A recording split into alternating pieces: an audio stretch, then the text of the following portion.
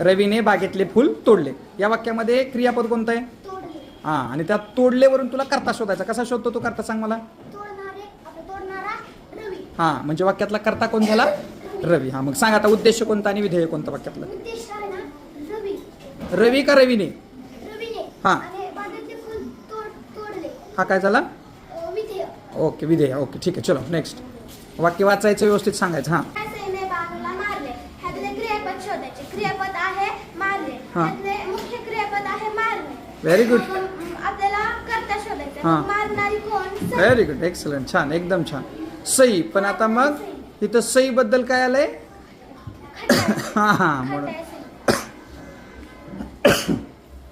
म्हणजे तो झाला वाक्यातला उद्देश भाग आणि उरलेला भाग झाला विधेय भाग. व्हेरी गुड, छान. पुढा तिसरा.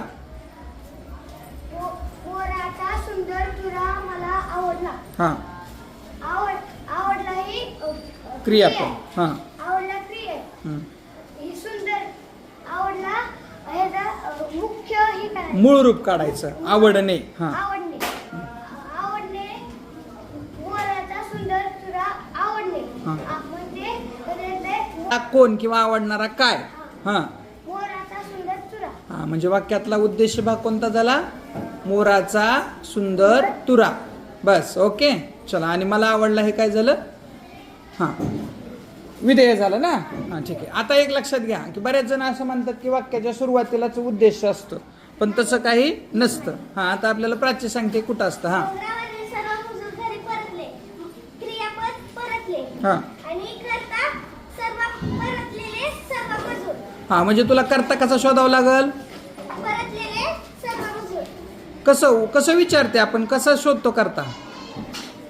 काय लावतो त्याला? आपण लिहिले ना वरती कोपऱ्यात. काय लिहिले बघ बरं कोपऱ्यात? तिकडे इकडच्या डाव्या कोपऱ्यात नारा, नारी, नारे लिहिले का? इकडे मागं बघ, इकडच्या कोपऱ्यात. हा, परतणारे कोण? तर उत्तर येत आहे सर्व मजूर. म्हणजे वाक्यामध्ये उद्देश कुठला आहे? हा, आणि विधेय कोणतं आहे वाक्यातलं?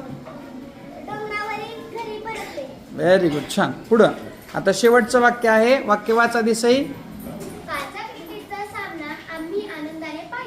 हा, क्रियापद. Very good. पाहिल्याचे मूळ रूप आहे पाहिले. पाहणे. त्याला आपण उद्देश शोधण्यासाठी नारा नारी लावतो. Very good. पाहणारे कोण? हा, आणि झाला उद्देश. आणि कालचा क्रिकेटचा सामना आनंदाने पाहिला. हा झाला विधेय भाग. व्हेरी गुड, खूप छान सांगितलं, खूप छान.